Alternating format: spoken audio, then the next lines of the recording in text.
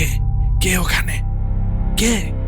স্বাগতম, যেখানে প্রতিটি গল্পের পেছনে লুকিয়ে আছে এক অজানা রহস্য। আলো নিভিয়ে বসুন, আর শুরু হোক আজকের ঘটনা।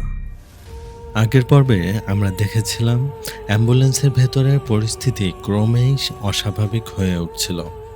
রোগী এমন সব কথা বলছিল যা তার জানার কথা নয়, আর মহাসড়কের পাশে বারবার দেখা যাচ্ছিল এক রহস্যময় বৃদ্ধকে। কিন্তু সবচেয়ে ভয়ঙ্কর সত্যটা তখনও প্রকাশ পায়নি। সে রাতে আসলে অ্যাম্বুলেন্সে কয়জন যাত্রী ছিল? রোগী আসলে কখন মারা গিয়েছিল? আর কেন সম্পূর্ণ পথ জুড়ে সবাই অনুভব করেছিল যে তাদের সঙ্গে আরেকজন আছে? এসব প্রশ্নের উত্তর মিলবে আজকের শেষ পর্বে। তো চলুন শুরু করা যাক। রোগীর মুখ থেকে নিজের নাম শুনে আমার মামা কয়েক সেকেন্ডের জন্য যেন সব কিছু ভুলে গিয়েছিলেন। স্টিয়ারিংয়ের উপর তার হাত শক্ত হয়ে গিয়েছিল। গাড়ির ভেতরে যারা ছিল তারাও বিষয়টি বুঝতে পারেনি, কারণ রোগীর বলা নামটা শুধু মামাই স্পষ্ট শুনেছিলেন। লোকটা বলেছিল আব্দুল মালেক। এটাই ছিল আমার মামার নাম। জসিম জিজ্ঞেস করলো, ভাই কি হয়েছে? মামা মাথা নাড়লেন, কিছু না। কিন্তু তার বুকের ভেতর তখন এক অদ্ভুত চাপা ভয় জমে উঠেছে, কারণ পুরো যাত্রায় এতগুলো অস্বাভাবিক ঘটনা ঘটলেও তিনি নিজেকে বুঝিয়েছেন হয়তো সবকিছুর ব্যাখ্যা আছে। কিন্তু একজন অচেতন রোগী তার নাম জানবে কিভাবে? তারা তো আগে কখনো দেখা করেনি। গাড়ি তখন ঢাকার দিকে এগিয়ে যাচ্ছে। বাইরে কুয়াশা, ভেতরে নিস্তব্ধতা। হঠাৎ রোগীর স্ত্রী পেছন থেকে ডাকলেন, ভাই একটু আসবেন? জসিম পেছনে গেল, কিন্তু 1 মিনিট পর সে যেভাবে ফিরে এলো তাতে মনে হচ্ছিল তার শরীরের সমস্ত রক্ত শুকিয়ে গেছে। কি হয়েছে? জসিম ধীরে ধীরে বলল, ভাই ওনার শরীর ঠান্ডা। আগেও তো ঠান্ডা ছিল। না। তাহলে? একদম বরফের মতো। মামা এবার আর কিচ্ছু বললেন না, কারণ পেট্রোল পাম্পে রোগীর ভাতিজাও একই কথা বলেছিল। আরও কিছু দূর যাওয়ার পর মোবাইল নেটওয়ার্ক ফিরে এলো। সঙ্গে সঙ্গে হাসপাতাল থেকে আবার ফোন আসে। মামা কল ধরলেন। ওপাশে সেই ডাক্তার। তার কণ্ঠে এবার অদ্ভুত গম্ভীর্য। আপনারা কোথায়? মামা লোকেশন জানালেন। ডাক্তার কয়েক সেকেন্ড চুপ থাকলেন, তারপর বললেন, আমি একটা বিষয় জানাতে চাই। জি? রোগীর আত্মীয়রা কি এখনো আপনাদের সঙ্গে আছে? প্রশ্নটা অদ্ভুত লাগলো। হ্যাঁ অবশ্যই। সবাই? হ্যাঁ। ডাক্তার দীর্ঘশ্বাস ফেললেন, তারপর বললেন, শুনুন, আমি আপনাকে একটা কথা বলতে চাইছিলাম, কিন্তু ফোনে বলা ঠিক হবে কিনা বুঝতে পারছিলাম না। মামার বুক ধড়ফড় করতে লাগলো। কি কথা? ডাক্তার বললেন, আপনারা হাসপাতাল থেকে বের হওয়ার 5 মিনিট আগে রোগীর নাড়ি পাওয়া যাচ্ছিল না। মামা চুপ। আমরা ভেবেছিলাম হয়তো খুব দুর্বল হয়ে গেছে। ডাক্তার আবার বললেন, কিন্তু পরে আরেকবার পরীক্ষা করে আমরা সন্দেহ করি তিনি হয়তো তখনই মারা গেছেন। মামার গলা শুকিয়ে গেল। কি বলছেন? পরিবারের অনুরোধে আমরা ঢাকায় পাঠানোর সিদ্ধান্ত নিই। মানে? আমরা শিওর ছিলাম না। মামা আর কিছু বলতে পারলেন না। লাইন কেটে গেল। এবার তার মাথার ভেতর দ্রুত অনেক ঘটনা ঘুরতে লাগলো। রোগীর ভাতিজার কথা, বরফের মতো ঠান্ডা শরীর, হার্ট মনিটর বন্ধ হয়ে যাওয়া, অক্সিজেন শেষ হয়ে যাওয়া, আর সেই অদ্ভুত নামগুলো। সবকিছু যেন এক সুতোয় বাঁধা। কিন্তু সবচেয়ে ভয়ঙ্কর ব্যাপার ছিল, পেছন থেকে এখনো মাঝে মাঝে কথা শোনা যাচ্ছে। ঢাকার সীমানা তখন আর খুব দূরে নয়। হঠাৎ রোগীর ছোট ভাই চিৎকার করে উঠল, ওই দেখেন! সবাই তাকালো। রাস্তার ডান পাশে কুয়াশার মধ্যে একজন বৃদ্ধ দাঁড়িয়ে আছে। সাদা পাঞ্জাবি, সাদা চুল, মাথা নিচু।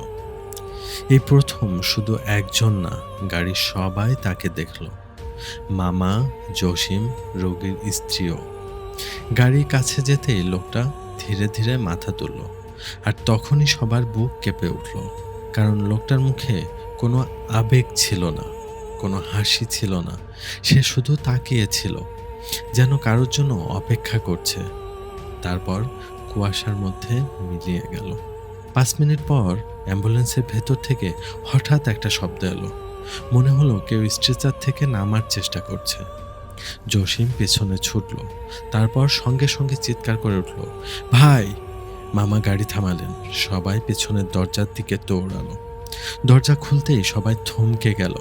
রোগী আগের জায়গায় শুয়ে আছে, কিন্তু তার চোখ খোলা, একদম খোলা, আর সোজা দরজার দিকে তাকিয়ে আছে। কেউ কিছু বলতে পারছিল না। তারপর লোকটা ধীরে ধীরে ঠোঁট নাড়ল, খুব আস্তে। সে এসে গেছে। এটাই ছিল শেষ কথা।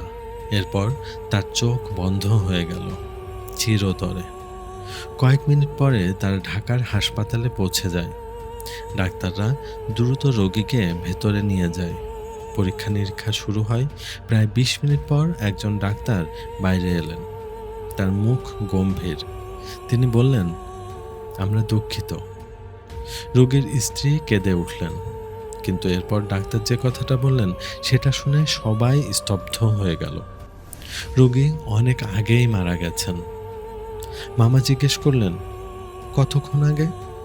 ডাক্তার রিপোর্টের দিকে তাকালেন, তারপর বললেন, সঠিক সময় বলা কঠিন। তবুও ডাক্তার ধীরে উত্তর দিলেন, সম্ভবত হাসপাতাল থেকে রওনা হওয়ারও আগে। ঘটনা এখানেই শেষ হতে পারত, কিন্তু শেষ হয়নি। কারণ 2 দিন পরে মামা একটা খবর জানতে পারেন। সেই খবরটাই তাকে সবচেয়ে বেশি নাড়া দিয়েছিল। তিনি কৌতূহলবশত জসিমের লেখা নামগুলো নিয়ে খোঁজ করেছিলেন। সালাম, করিম, হান্নান, রফিক, মকবুল, সব নাম একটার পর একটা। এবং তিনি জানতে পারেন প্রায় 10 বছর আগে একই মহাসড়কে একটি ভয়াবহ বাস দুর্ঘটনা ঘটেছিল, আর সেই দুর্ঘটনায় নিহত যাত্রীদের তালিকায় এই নামগুলো ছিল। একটাও কম না, একটাও বেশি না, সবগুলো। আর অদ্ভুত একটা বিষয় পরে জানা যায়, রোগী নুরুল হক নিজেও সেই দুর্ঘটনার সঙ্গে জড়িত ছিলেন। তিনি তখন একটি ট্রাকের চালক ছিলেন। স্থানীয়দের দাবি ছিল তার ট্রাকের সঙ্গে সংঘর্ষের কারণেই বাসটি খাদে পড়ে গিয়েছিল, যদিও আদালতে সেটা কখনো প্রমাণিত হয়নি। ঘটনার কয়েক বছর পর বিষয়টা চাপা পড়ে যায়, কিন্তু নামগুলো সেই মৃত যাত্রীদের নামই ছিল। আর সেই বৃদ্ধ, তার পরিচয়ও পরে জানা যায়। বাস দুর্ঘটনায় নিহত একজন বৃদ্ধ যাত্রীর ছবির সঙ্গে আশ্চর্য মিল ছিল।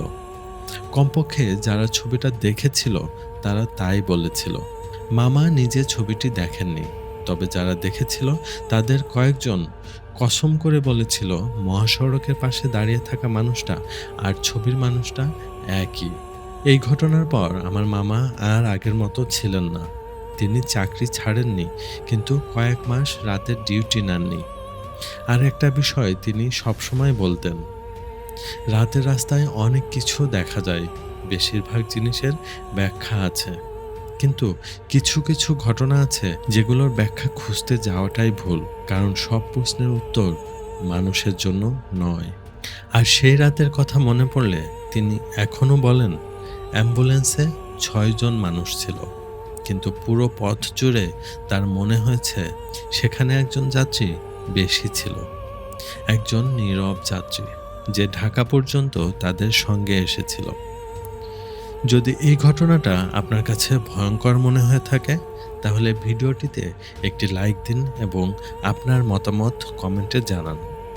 এ ধরনের বাস্তবধর্মী ভৌতিক ঘটনা নিয়মিত শুনতে আনসিন আওয়ার্স চ্যানেলটি সাবস্ক্রাইব করুন। এতক্ষণ আপনাদের সাথে ছিলাম আমি শেখ রাসেল আহমেদ। আজকের মতো এখানেই বিদায় নিচ্ছি। আবারও দেখা হবে নতুন কোনো অজানা, রহস্যময় এবং শিহরণ জাগানো ঘটনার সাথে।